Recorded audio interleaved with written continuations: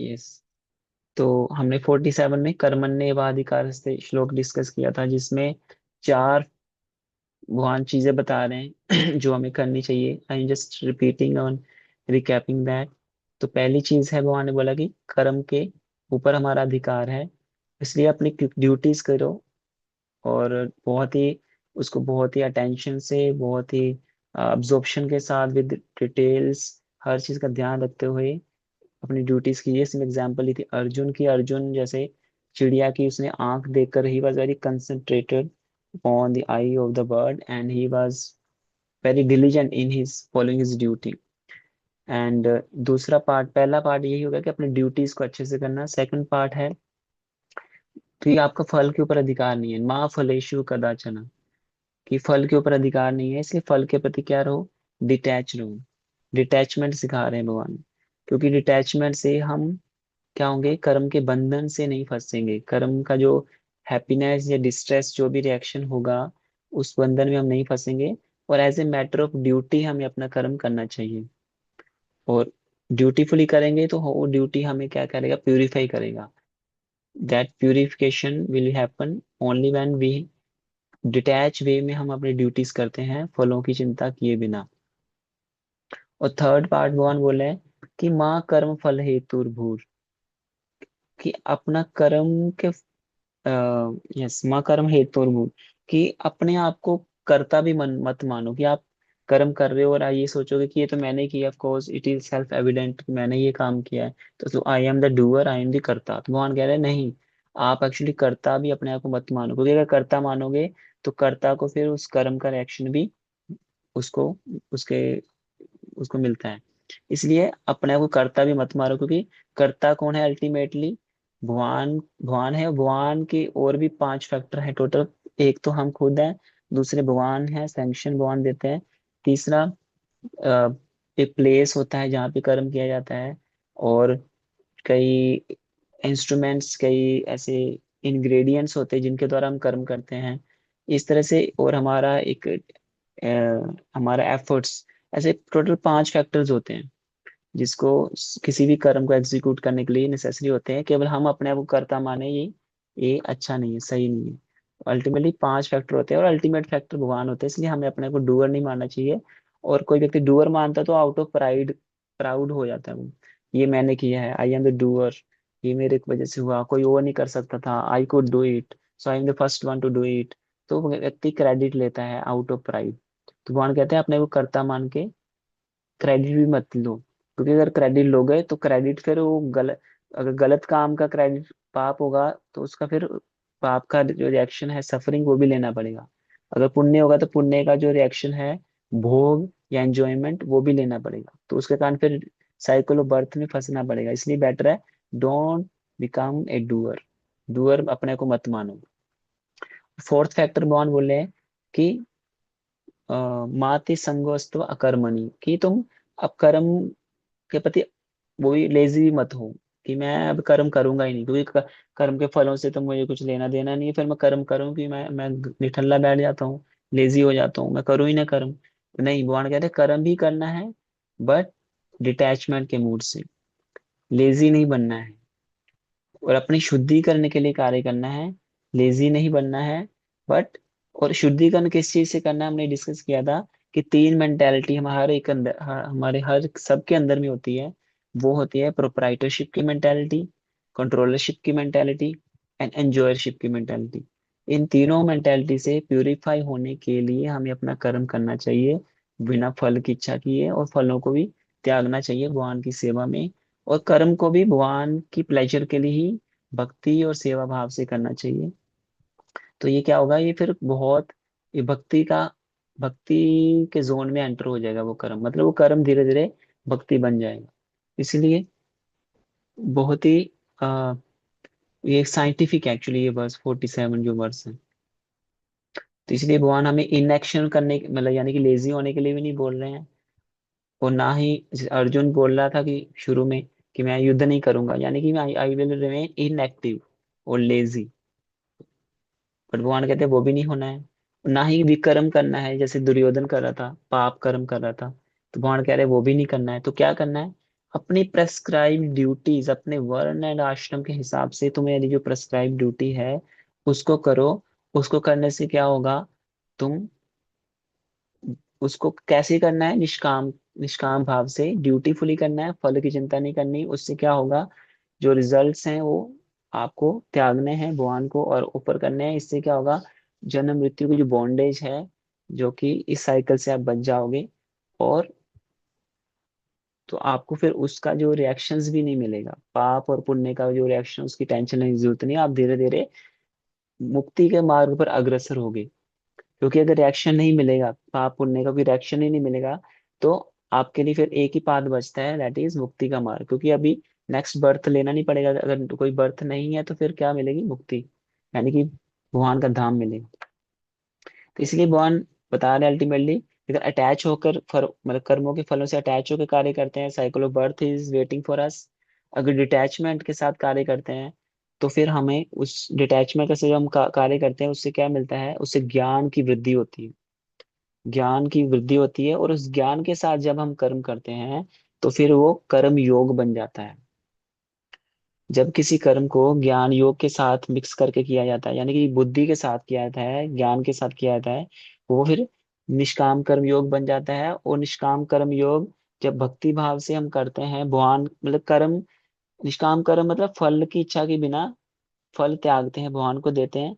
पर जब हम फल के साथ साथ जो कर्म इटसेल्फ भी अगर भगवान के लिए ही करें, कर्म को भी भगवान की प्रसन्नता के लिए करें, तो वो भक्ति योग बन जाता है।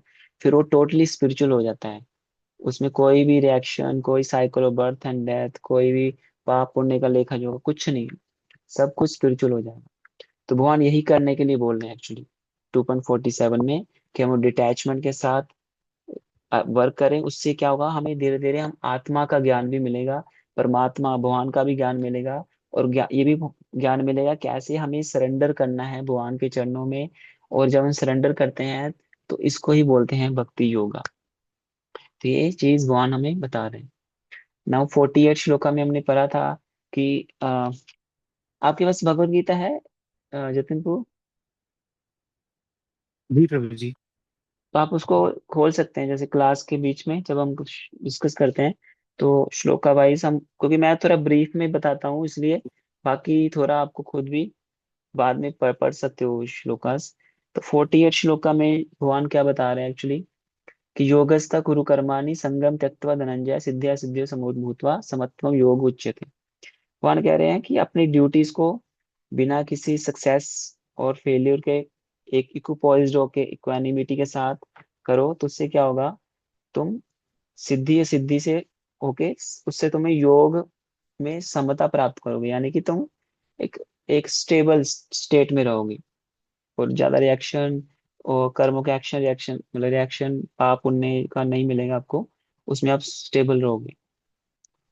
और इसमें भगवान सेम चीज ही बता रहे हैं कि जो रियल योगा है, एक्चुअल ये योग है जिसको रियल योगा अगर बोलेंगे, तो वो क्या है, कि सक्सेस एंड फेलियर में एक जैसा रहना, और अपने माइंड को भगवान के ऊपर फोकस करना, अपने सेंसेस को कंट्रोल करके भगवान के ऊपर फोकस करना। तो यही भगवान इसमें बता रहे हैं। यस। और भगवान इसमें ये बता रहे हैं कि सेंस ऑफ प्रोप्राइटरशिप को छोड़ना है, और कृष्णा भावना, यानी कि एज ए कि I am the servant of Krishna, इस चेतना के साथ जब हम कर्म करते हैं, और I am not entitled to the results, मैं सक्सेस, यानी कि मुझे क्या लाभ मिलेगा या मैं युद्ध में जीतूंगा, इस चेतना से रहित होके कार्य करोगे, कृष्ण भावनामृत में एज ए भगवान के दास बन के। उससे क्या, ये है रियल योगा, यानी कि असली योग यही है, कि भगवान के साथ अपनी चेतना को एक कर लेना। योग एक्चुअली, योग मतलब युज बोलते हैं ना, कि टू प्लस प्लस करना। तो योग मतलब भगवान के इच्छा के साथ अपनी इच्छा को एक कर लेना, उसको बोलते हैं योग। To full to align our desires with the desires of the Lord is called yoga.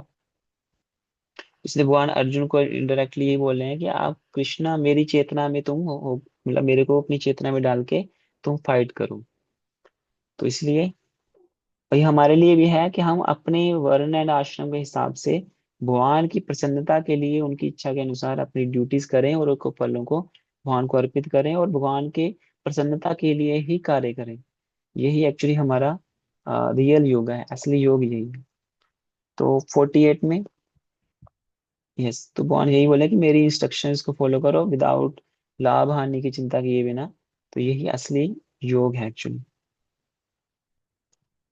तो बहुत ही साइंटिफिक चीज भगवान बता रहे हैं, और इसमें आगे बताएंगे भगवान कैसे इस तरह से तुम काम करोगे तो उससे क्या होगा, तुम फलों के रिएक्शन से बच जाओगे, और इससे बॉन्डेज से बच जाओगे, ये भगवान बताएंगे। और 49 में भगवान क्या बता रहे हैं, दूरन हे परम कर्म बुद्धि योग धनंजय बुद्धि शरणम अनविच्छन कृपणा फल हेतव। तो भगवान कह रहे हैं कि जो ये अवरम कर्म, अवरम कर्म मतलब जो अबोमिनेबल सिंफुल एक्टिविटीज हैं, उससे दूरी बना के रखो अर्जुन। और कैसे इससे दूरी बना के रख सकते हो तुम, बुद्धि योगा धनंजय, कि बुद्धि योग का पालन करके। बुद्धि योग भक्ति योग ही होता है, क्योंकि बुद्धि से काम लिख लेते हैं और कर्मों को भगवान की प्रसन्नता के लिए कार्य करते हैं, तो ये बुद्धि योग भक्ति योग ही होता है इनडायरेक्ट वे में। तो इस चेतना में तुम भगवान के प्रति सरेंडर हो अर्जुन, मेरे प्रति सरेंडर हो, और उससे क्या होगा। और हाँ, भगवान बोले कि अगर कोई अपने फलों को भोगने की इच्छा से कार्य करता है तो उसको माइजर बोला गया है, यानी कि कृपणा फल हेतवः, कि अगर फल के हेतु के, फल की इच्छा की हेतु के लिए कोई कार्य करता है तो उसको बोलते हैं कृपणा। 49 श्लोक में भगवान बता रहे हैं कृपण मतलब वो व्यक्ति जिसको श्रेयस एंड प्रेयस के बारे में ज्ञान नहीं हो, वो प्रेयस में फंसा रहता है। प्रेयस मतलब इमीडिएट बेनिफिट, इमीडिएट प्लेजर, मुझे क्या मिलेगा। जैसे कई लोग दान करते हैं मंदिर में, तो पंखा दान किया, पंखे पे वो उनके पिताजी के स्मृति में उनके पुत्र ने दान किया, है ना, कि पिताजी जो भी रामचरण जी की स्मृति में उनका पुत्र कृष्ण चरण जी ने ये पंखा डोनेशन दिया। तो उसमें उन्होंने नाम लिखवाया पंखे के ऊपर, ताकि लोग उनकी क्या हो, ख्याति हो, नाम, उनकी नेम हो, फेम हो, लोग जाने कि ये वाटर कूलर इन्होंने इन्होंने दान किया है, ताकि लोग पानी पिए तो याद करें कि भाई इस बंदे ने दान दिया था। तो उनको अपने नाम की इच्छा होती है कि मेरा नाम हो, लोग मुझे जाने, मेरा मेरा यश फैले। तो कुछ कर्म के पीछे उनको फल की इच्छा है कि मेरा यश कीर्ति ये फैले। तो ये क्या है, इसको बोलते हैं कृपणा, यानी कि माइजर। उनको ये नहीं पता कि अगर मैं सेल्फलेस वे में कोई सेवा करूंगा, भगवान के लिए कार्य करूंगा, तो उससे मुझे जो आनंद मिलेगा वो कई कई गुना ज्यादा होगा एज कंपेयर टू अगर मैं किसी फल की इच्छा के साथ करता हूँ। इसलिए प्रेयस एंड श्रेयस दो शब्द आते हैं। श्रेयस मतलब जो अल्टीमेट बेनिफिट, सुप्रीम बेनिफिट, आध्यात्मिक स्पिरिचुअल बेनिफिट के लिए कोई व्यक्ति कार्य करता है उसको बोलते हैं श्रेयस। और कोई मटेरियल शॉर्ट टर्म या अपनी नेम फेम के लिए, विक्ट्री के लिए, या किसी लाभ के लिए, भौतिक लाभ के लिए कार्य करता है उस इच्छा से, तो उसको बोलते हैं प्रेयस। इसलिए जो इंटेलिजेंट व्यक्ति है उसको श्रेयस के लिए कार्य करता है, प्रेयस के लिए नहीं कार्य करता। और जो कृपण व्यक्ति प्रेयस के लिए कार्य करता है, कृपण मतलब माइजर, जिसको माइजर बोलते हैं ना, जो कंजूस होता है। तो एक और एंगल से माइजर समझ सकते हैं कि वो व्यक्ति जिसको अपनी इस मनुष्य जीवन को कैसे बेस्ट यूटिलाइज करना है उसको आता ही नहीं है। जैसे माइजर कंजूस व्यक्ति को उसके पास इतना धन है पर वो धन को कैसे बेस्ट यूटिलाइज करना है उसको आता ही नहीं, वो बस संजोश जो के रखता रहता है। तो उसको माइजर बोलते हैं, कृपण बोलते हैं। वैसे ही इन ब्रॉडर सेंस कृपण व्यक्ति वो है या माइजर व्यक्ति वो है जिनको इस मनुष्य जीवन उसके पास है, बट वो उसको जानता ही नहीं कि उसको बेस्ट यूटिलाइज कैसे करना है। इसलिए उसको भगवान माइजर बोल रहे हैं, और वो नोइंगली गलत पाप पूर्ण कर्मों में लगता है ताकि उसको कुछ भौतिक बेनिफिट मिल सके। इसलिए इसकी भगवान भर्त्सना कर रहे हैं इस श्लोक में, 49 श्लोक में भगवान उसको कंडेम कर रहे हैं कि भाई दूर है न, इस तरह के कर्मों से, पाप कर्म से दूरी बना के रखो अर्जुन। और बुद्धि योग की शरण लेकर मेरे बुद्धि योगा धनंजय, बुद्धि योग में स्थित होके तुम कर्म करो, और मेरी शरण में रह के कर्म करो, इससे तुम इस तरह की मेंटेलिटी से और इसके कॉन्सिक्वेंसेस से बच जाओगे, पापों कर्मों के फलों से बच जाओगे। और और अबोमिनेबल एक्टिविटीज जहाँ भगवान इंडिकेट करे फ्रूटिव एक्टिविटीज। फ्रूटिव एक्टिविटीज वही कि इस कर्म, एक कर्म मैं इसलिए करूंगा ताकि मुझे उसका फ्रूट मिले, ये फ्रूट मिलेगा, ये फल मिलेगा। और फल मिलेगा तो बर्थ डेथ का साइकिल बना रहेगा, उसके पाप, ओके, जो रिएक्शंस हैं, हैप्पीनेस और डिस्ट्रेस वो भोगना पड़ेगा, cycle of birth and death में फंसना पड़ेगा। तो भगवान बुद्धि योग में, यानी कि ट्रांसेंडेंटल लविंग सर्विस में कार्य करने के लिए अर्जुन को बोल रहा है। देन 50 श्लोक इस प्रकार है। बुद्धि युक्तो जहातीह उभे सुकृते दुष्कृते तस्माद् योगा युज्यस्व योग कर्मसु कौशलम। इसमें बहुत शब्द, इंपॉर्टेंट शब्द है, योग कर्मसु कौशलम। भगवान बोल रहे हैं कि बहुत ही योग करो, बट कुशलता के साथ कर्म करो। कुशलता के साथ कर्म करना मतलब कि अपनी भक्ति के साथ भक्ति करो। जो भी कर्म करो उसको भक्ति भाव से करो, मेरे को अर्पित करते हुए करो। मतलब अच्छा, अच्छा या बुरा क्या फल मिलेगा उसकी चिंता किए बिना उसको छोड़ दो, और केवल मेरे में स्थित होके मेरी चेतना में अपनी चेतना को फिक्स करके तुम क्या करो, कार्य करो। इसको भक्ति योग बोलते हैं, और यही आर्ट ऑफ स्मार्ट वर्क है। योग कर्मसु कौशलम, कुशलता पूर्वक कर्म इसी को बोला गया है। इसलिए इसको, ये जो श्लोक भगवान बता रहा है अल्टीमेटली कि ऐसे हमें स्मार्ट वर्क करना चाहिए। ये एक्चुअली बहुत सीक्रेट बता रहे हैं कि good work and bad work दोनों क्या है, कर्म बंधन में फंसाते हैं। कर्म, पाप कर्म करेंगे तो नरक आदि लोकों में जाना पड़ेगा या निचली योनियों में जाना पड़ेगा। पर अगर कोई पुण्य कर्म करोगे तो अच्छा शरीर मिलेगा, देवता बन जाएंगे स्वर्ग आदि लोकों में, वहां अच्छे भोग एंजॉय कर सकते हैं। या फिर इसी लोक में अगर जन्म मिलता है तो अच्छे घराने में, घर में पैदा होंगे जहाँ पे सिल्वर स्पून के साथ बच्चा पैदा होता है। क्यों? क्योंकि पिछले जन्म में बहुत उसने पुण्य किए हैं।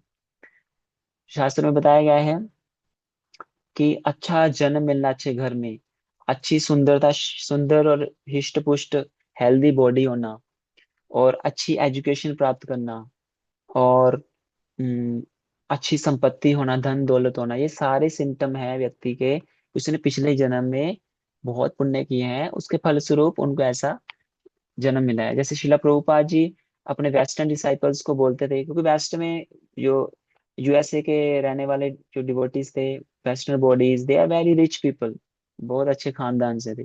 बट प्रभुपाद जी बताते हैं कि you have got your good birth by your previous pious activities. Now don't spoil those pious credits by engaging in sinful activities of breaking four regulatory principles. कि पाप पूर्ण कर्मों में लग के उस पुण्य का जो आपको अभी मौका मिला है भोगने का, उसको उसको तुम या ऐसे ही भोग करके गवाओ मत। कि चार regulatory principle, meat eating, intoxication, gambling, illicit sex में एंगेज होके वो वो बेहतर ऑस्पिशियस जो आपको अभी गति मिली है, अच्छा वर्थ मिला है, उसको उसको अभी डिग्रेड मत हो, उस पोजीशन से डिग्रेड मत हो। तो शास्त्र में एक एग्जांपल भी आती है किंग नृग की। नृग एक राजा थे जो कि बहुत ज्यादा चैरिटी करते थे, बहुत ज्यादा दान देते थे, और इतना दान देते थे कि एक बार वो गाय की, बहुत गाय उन्होंने दान की। तो एक ब्राह्मण को बहुत सारी गायें दान की, और दूसरे ब्राह्मण को भी उसने गाय दान की। तो क्या हुआ कि जो पहले वाले ब्राह्मण को गाय दान की थी, उसकी गाय, एक गाय चल के आके दूसरे वाले ब्राह्मण की जो गायें थी उनकी गायों के बीच में घुस गई। तो पहले वाला ब्राह्मण राजा के पास गया, और मतलब पहले वाला ब्राह्मण दूसरे ब्राह्मण के पास आया और लड़ने लगा, और राजा के पास गया कि इसने मेरी गाय ले ली। तो दूसरे ब्राह्मण ने बोले मैंने तो नहीं ली, वो तो अपने आप मेरे इसमें आई है, तबेले में आई है, तो मैंने तो नहीं ली, गाय खुद आई है। तो तो पहले वाला ब्राह्मण बहुत गुस्सा हो गया और राजा को बोलने लगा कि तुमने गाय दान की और अभी गाय मेरे पास नहीं है, वो दूसरे ब्राह्मण के पास तूने, उसने उसको उसको लगा कि राजा ने मुझे दी हुई गाय को, एक गाय उसने मेरी गाय दूसरे को दान कर दी। तो ये भी क्या है, पाप है कि किसी एक व्यक्ति को दान किया, फिर उससे ले लिया वापस और दूसरे व्यक्ति को दे दिया, ये भी गलत चीज है, पाप पाप माना जाता है। तो इस उस रिएक्शन से मतलब उस ब्राह्मण ने शाप दिया, तो उस राजा को बाद में एक लिजार्ड, बहुत बड़ी लिजार्ड का शरीर मिला, यानी कि छिपकली का शरीर मिला। वो भी कहाँ पे, द्वारका में। उस समय भगवान श्री कृष्ण भी वहां पे उपस्थित थे। तो एक वेल में, कुएं में वो लिजार थी। तो भगवान कृष्ण ने बाद में उसका उद्धार भी किया। जब भगवान वहां थे द्वारकाधीश, उन्होंने हाथ बढ़ाया और उस लिजार्ड को बाहर निकाला, और उस भगवान के स्पर्श मात्र से वो लिजार्ड अपने शरीर से मुक्त होकर वो फिर से वो एक बहुत सुंदर देवता का रूप धारण कर लिया उस राजा ने। और राजा बाद में उसका उद्धार हुआ, वो ऊपर के लोकों में गया। तो इस तरह से वो राजा पुण्यवान था। बट पुण्य के कार्यों में क्या प्रॉब्लम है कि अगर आपने थोड़ी सी भी गलती कर दी, तो आपने जो इतना सारा पुण्य पहले किया था वो सारा का सारा क्या हो जाएगा, वो कंसीडर नहीं किया जाएगा। आल्दो भी कंसीडर होता है, क्योंकि पुण्य कर्मों का अच्छा फल मिलता है, वो मिलेगा ही मिलेगा। वो पाप कर्मों का पाप का फल भी मिलेगा, वो कैंसिल आउट नहीं करते कि मैंने 15% पुण्य किए और 15% पाप किए तो दोनों कैंसिल आउट हो गए, जीरो हो गया, नो पाप ना नो पुण्य, ऐसा नहीं होता है। पाप का फल नरकों में या निचले योनियों में जाने से मिलता है। पुण्य का फल अच्छे घराने में पैदा हो, अच्छी सुविधा ऐशो आराम से और स्वर्ग आदि लोकों में जाकर मिलता है। तो दोनों फल मिलते हैं। तो इसलिए ये पाप पुण्य के चक्कर से भगवान मुक्त होने के लिए बोल रहे हैं अर्जुन को कि अर्जुन तुम गुड एंड बैड वर्क के चक्कर में मत फंसो। एज ए ड्यूटीफुली मेरी प्रसन्नता के लिए कार्य करो। यही कर्म की सिद्धि है, यही कुशलता पूर्वक किया गया कर्म है, यही क्या है, आर्ट ऑफ स्मार्ट वर्क है। तो बैड एंड गुड के चक्कर में मत फंसो। सुनाओ, 5 बेनिफिट जो बुद्धि योग में अगर हम कर्म करते हैं तो क्या मिलेंगे, यानी कि भक्ति योग में कर्म करने से क्या मिलेंगे भगवान बता रहे हैं। तो अगले कुछ श्लोकों में उसका भगवान बताएंगे। 2.50 में पहला बेनिफिट तो बता रहे हैं कि भगवान की freedom from good and bad reactions. तो ये पहला फायदा है बुद्धि योग में कार्य करने का, कि हमें अच्छे और बुरे फलों से मुक्ति हो जाती है। बहुत बड़ा फायदा है ये, क्योंकि अगर उस अच्छे बुरे फल मुक्ति हो जाएगी तो अगला जन्म भी नहीं लेना पड़ेगा। कितनी बड़ी बात है। सेकंड बेनिफिट 2.51 में भगवान बताते हैं कि साइकिल ऑफ बर्थ डेथ से मुक्ति हो जाएगी। Cycle of birth and death, जन्म मृत्यु जरा व्याधि, कितना कष्टदायक ये साइकिल है, इससे ही मुक्ति होगी। ये अनंत काल से अनादि काल से ये साइकिल में जीव फंसा हुआ है, उससे मुक्ति हो जाएगी। और तीसरा क्या बेनिफिट होगा, 2.52 में भगवान बता रहे हैं कि वैदिक रिचुअल्स को आपको एज इट इज, मतलब देखो कि वैदिक रिचुअल्स में क्या है, कर्म कांड आदि दिया हुआ है। और कर्म कांड को बहुत ही दक्षता के साथ मेटिकुलसली करना पड़ता है, तभी उसका फायदा मिलता है। थोड़ी गलती हो जाती है, ऊपर नीचे हो जाती है, तो उसका रिएक्शन उल्टा मिल जाता है। इसलिए भगवान कहते हैं कि वैदिक रिचुअल्स को भी तुम्हें एज इट इज इतना फॉलो करने की जरूरत नहीं है, क्योंकि वो कर्म कांड है, वो ज्यादा कोई ढंग से 100% परफेक्टली फॉलो कर भी नहीं सकता है। तो इसलिए उसको भी तुम छोड़ दो। और क्या फायदा होगा, 53 में भगवान बता रहे हैं चौथा फायदा, कि तुम्हें समाधि में स्थित हो जाओगे। वो समाधि क्या है, to realize the relationship of soul with the supreme lord Krishna. और वो रिलेशनशिप क्या है, एज ए एटर्नल सर्वेंट, दास दासानुदास, कृष्णेर नित्य दास, जीवेर स्वरूप कृष्ण कृष्णेर नित्य दास। भगवान के दास के रूप में जब हम अच्छे से स्थित हो जाते हैं, तो यही क्या है, ये सबसे बड़ा समाधि है एक्चुअली। इसी समाधि में स्थित होकर कोई कर्म करता है, उसको कोई रिएक्शन नहीं मिलता कि मैं भगवान का दास हूँ, भगवान की सेवा करना ही मेरा धर्म है, और मैं कोई भी कर्म करूंगा भगवान की प्रसन्नता के लिए करूंगा। That's all. तो ये कर्म करने में भी व्यक्ति समाधि करते करते भी वो समाधि में स्थित है। ये ऐसा बुद्धि योग का पाथ है एक्चुअली। भक्ति योग भी इसको बोलते हैं। और fifth benefit last of shloka के भगवान लास्ट में बताएंगे, इस सेकंड चैप्टर के लास्ट श्लोका में 72 में, कि इस तरह बुद्धि योग में स्थित होके कार्य करते हुए व्यक्ति क्या होगा, भक्त, वो भगवान के धाम अल्टीमेटली चला जाएगा। तो ये 5 बेनिफिट मिलेंगे बुद्धि योग में कार्य करने से। नाउ 51 श्लोका, कर्मजम बुद्धि युक्ता ही फलम त्यक्त्वा मनीषिणः कर्म बंध विनिर्मुक्ता पदम गच्छन्ते अनाम्यहम्। पदम गच्छन्ते अनाम्यहम्, भगवान कह रहे हैं कि इस प्रकार जब तुम बुद्धि योग में यानी कि डिवोशनल सर्विस में भक्ति योग में तुम कर्म करोगे स्थित होके, तो जो जो मतलब क्या बोलते हैं, मनीषी, मनीषी बोला गया है। मनीषी मतलब जो बहुत ही बुद्धिमान व्यक्ति हैं, यानी कि जो बुद्धि योग में स्थित है वो बुद्धिमान है। और बुद्धि योग क्या है, भगवान की कॉन्शियसनेस में कार्य करना। तो इस प्रकार कार्य करने से क्या हो जाएगा, तुम कर्मों के रिएक्शन से मुक्त हो जाओगे, और तुम साइकिल ऑफ बर्थ से मुक्त हो जाओगे, और अल्टीमेटली तुम मेरे धाम को प्राप्त करोगे जहाँ पे कोई भी कष्ट नहीं है। पदम गच्छन्ति अनाम्य हम। पदम गच्छन्ति, गच्छन्ति यानी कि जाना कहाँ पे, परम पदम को प्राप्त हो गए अर्जुन। और जन्म बंधन से मुक्ति हो जाएगी, जन्म मृत्यु की साइकिल से मुक्ति हो जाएगी। और फलों की, कैसे होगा आज मुक्ति, जब तुम फलों के इच्छा से रहित होके मेरी चेतना में भक्तिभाव से कर्म करोगे तो। नाउ 52 श्लोका। यदा ते मोह कलिलम बुद्धिर्व्यतितरिष्यति तदा गन्तासि निर्वेदम श्रोतव्यस्य श्रुतस्य च। इसमें भगवान क्या कहते हैं कि जब तुम्हारी बुद्धि इस प्रकार बुद्धि योग में स्थित होकर तुम कार्य करोगे तो क्या होगा, तुम इस जो वेदों में जो कर्मकांड की चीजें बताई हुई हैं, कर्मकांड का जो बहुत ही घना जंगल है, वो भी इल्यूजन का, उस जंगल को, घने जंगल को तुम पार कर सकते हो अर्जुन, पार कर पाओगे। और इस प्रकार तुम उनसे ज्यादा प्रभावित नहीं होगे, क्योंकि वेदों में क्या दिया है, धर्म अर्थ काम मोक्ष, चार चीजें दी हैं। धर्म यानी कि धार्मिक कार्यकलाप, आयस, पुण्य कर्म। पुण्य कर्म करने से क्या होगा, अर्थ मिलेगा, धन मिलेगा, संपत्ति मिलेगी। और धन मिलेगा तो उससे क्या करेंगे व्यक्ति, उसे काम, काम की पूर्ति करेंगे, कामनाओं की, इच्छाओं की पूर्ति करेंगे। इच्छाओं की पूर्ति करके जब करते करते करते करते व्यक्ति पूरी तरह से पक जाएगा, फ्रस्ट्रेट हो जाएगा, तो क्या इच्छा करेगा कि अभी मुझे यार मुक्ति चाहिए प्रभु, मोक्ष चाहिए। तो धर्म, उसके बाद अर्थ मिला, अर्थ के बाद मोक्ष, सॉरी, कामनाओं की पूर्ति, और काम की पूर्ति करते करते फ्रस्ट्रेट हो गए तो फिर क्या चाहिए, मोक्ष चाहिए। तो ये सारा चीज, चार चीजें बताई गई हैं। इसको बोलते हैं चतुर पुरुषार्थ बोलते हैं, चार पुरुषार्थ। ये वेदों में सब कुछ इसी के इर्द गिर्द घूम रहा है।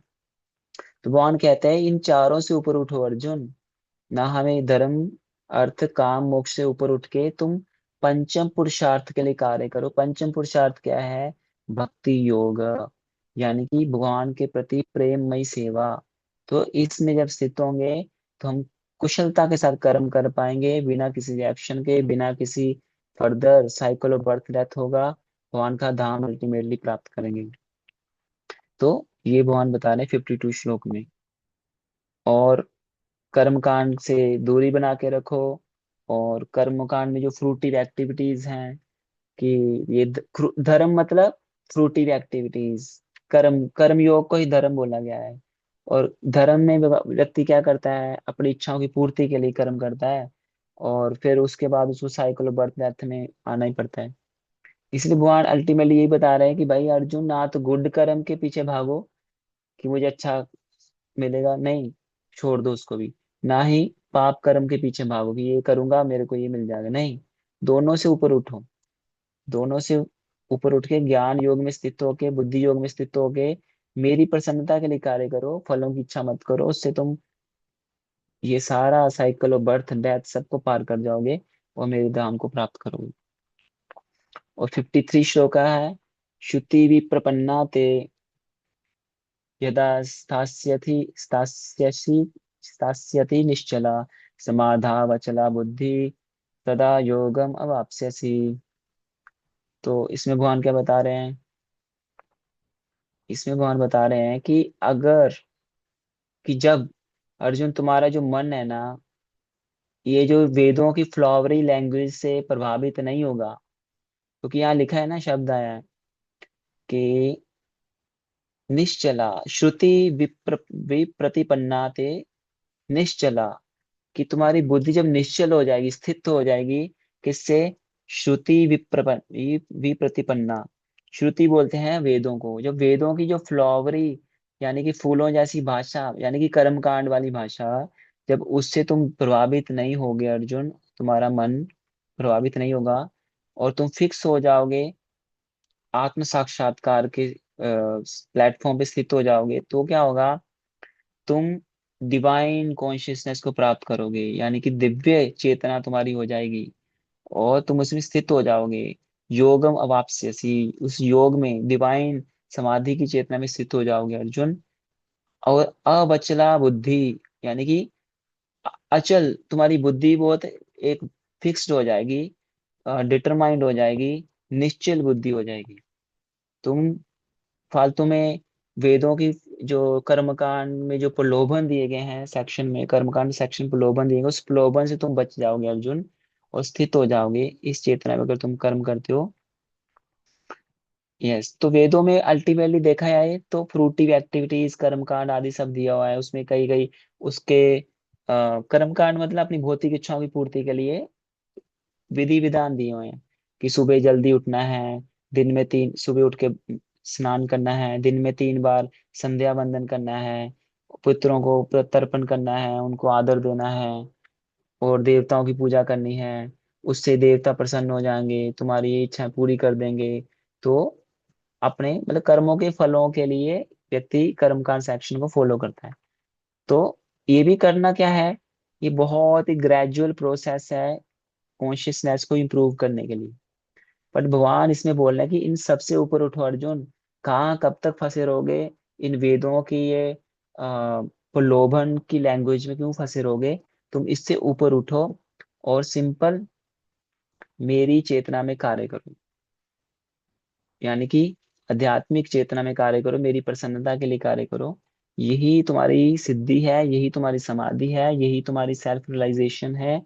और अल्टीमेटली जब व्यक्ति, क्योंकि वेदों में और भी कई चीजें दी हैं, जैसे कि भगवान इसमें बता रहे हैं कि इस वेदों की इससे प्रभावित ना होके, प्रलोभन से प्रभावित ना होगे, तुम सेल्फ रियलाइजेशन में स्थित हो। इस प्रकार तुम इस डिवाइन समाधि की अवस्था में स्थित होगे, तो तुम्हें क्या रियलाइज होगा? तुम्हें भगवान के 3 फीचर भी रियलाइज होंगे, यानी कि ब्रह्म, परमात्मा और भगवान। और जब ये रियलाइज हो जाएगा तो, पर तुम्हें किस पे जाना है? तुम्हें मेरे भगवान फीचर्स को समझना है, वो तुम्हारे लिए समाधि है। इसलिए भगवान इस कॉन्टेक्स्ट में भगवान बोले कि मेरी चेतना में स्थित होके तुम कर्म करो, मेरी प्रसन्नता के लिए कार्य करो। और ये क्या है, भगवान की पर्सनल भगवान रूप के ऊपर फोकस करने के लिए भगवान कृष्ण बता रहे हैं। और यही अल्टीमेटली सिद्धि है, और इसी को ही भक्ति योग बोला गया है। तो आज हम यहीं पे विराम देते हैं। हमने 53 श्लोक तक आज हमने कवर किया। तो किसी आपका क्वेश्चन है कोई, जतिन प्रभु? जी प्रभु जी, मेरा ये क्वेश्चन था कि हम बुद्धि योग में फिक्स कैसे रह सकते हैं। ऐसा होता है कि हम ना कुछ समय तो अच्छे से कर पाते हैं, लेकिन फिर थोड़ा वीक हो जाते हैं। हाँ, जब वीक हो जाते हैं फिर से भगवत गीता पढ़ो, फिर से चैंटिंग करो, फिर से बैटरी चार्ज करो। बिकॉज हमारी बैटरी इस भौतिक जगत में बहुत जल्दी डिस्चार्ज हो जाती है, हमारे हम भूल जाते हैं हमने जो सीखा है। इसलिए हमें दोबारा से रिमाइंड करने के लिए हमें बार बार पढ़ना है, बार बार अपने माइंड को ट्रेनिंग ट्रेनिंग देनी है कि मुझे इस भौतिक इच्छाओं की पूर्ति के लिए कर्म नहीं करना है, बल्कि भगवान की प्रसन्नता के लिए कार्य करना है। इससे मैं कर्म के बंधन में नहीं फंसूंगा। तो अपने को बार बार इसको रिमाइंड कराना है, याद करना है, बार बार बार बार बार बार। इसलिए भगवत गीता को केवल एक बार पढ़ने से समझ में नहीं आती है। समझ में मतलब अंदर नहीं बैठती है, सिस्टम हमारे खोपड़ी में घुसती नहीं है। तो इसलिए बार बार पढ़ना पड़ेगा, second time, third time, fourth time. इसलिए ये लाइफ लॉन्ग, जैसे भगवत गीता है, ये life long study for our personal application, not only for theoretical knowledge. Theoretical knowledge के लिए बहुत सारी बुक्स हम स्कूल कॉलेजेस में पढ़ते आ रहे हैं, जिनका कोई आज तक हमें यूज हुआ नहीं, ना ही होगा, बहुत कम होता है। But Bhagavad Gita and like शास्त्रास like this, they are not for only for theoretical understanding but for practical application. तो प्रैक्टिकल एप्लीकेशन के लिए हमें बार बार एक ही चीज को हैमर करना पड़ता है अपने कॉन्शियसनेस में बिठाने के लिए। इसलिए बोला जाता है कि रिपीटिशन, बार बार रिपीट करो, दोबारा से पढ़ो, नहीं समझ में आ रहा दोबारा समझो, नहीं समझ में आ रहा दोबारा पूछो। तो बार बार पढ़ने से, और बार बार पढ़ने से खुद भी स्वाध्याय हम करते हैं, पढ़ते हैं, तो बार बार पढ़ने से रिपीटिशन मेक्स द पॉइंट, मतलब बोलते हैं ना कि repetition drives the point home, कि जो पॉइंट है, यानी कि जो सीखने लायक जो चीज है उसको अपने सही स्थान पे पहुंचाने के लिए, चेतना में बिठाने के लिए repetition is very much important. तो बार बार करना पड़ेगा, एक बार में हम भूल जाते हैं। इसलिए भगवान ये श्लोक में ना बार बार, मैं भी ये बार बार रिपीट क्यों कर रहा हूँ कि बुद्धि योग में स्थित होना, फलों की इच्छा को त्याग कर, success failure happiness and distress की इच्छा को त्याग के कर्म करो अर्जुन। क्यों? इससे क्या होगा? तुम्हें कर्म बंधन में नहीं फंसोगे, कर्म बंधन में नहीं फंसोगे तो नया बर्थ नहीं लेना पड़ेगा, साइकिल ऑफ बर्थ डेथ से बच जाओगे। साइकिल ऑफ बर्थ डेथ नहीं होगा तो तुम अल्टीमेटली भगवान के धाम जाओगे। क्योंकि अगर फलों के रिएक्शन ही नहीं होगा तो फिर कोई रिएक्शन, क्योंकि रिएक्शन के अगर होता है तभी तो नया जन्म मिलता है। अब रिएक्शन ही नहीं है तो फिर भगवान का धाम मिलेगा। तो भगवान अल्टीमेटली यही बोल रहे हैं कि तुम अपने युद्ध करो अर्जुन, और मेरे फलों की इच्छा किए बगैर, ताकि तुम्हें कोई रिएक्शन ना मिले और तुम्हें मेरा धाम प्राप्त हो अल्टीमेटली। ठीक है, तो टाइम हो चुका है, यहीं पे विराम देते हैं। कोई और क्वेश्चन है तो आप व्हाट्सएप पे मुझे पूछ लीजिएगा या ग्रुप में, तो मैं उसका उत्तर दूंगा। ठीक है जतन ब्रो। जी प्रभु जी, हरे कृष्ण प्रभु जी। ठीक है।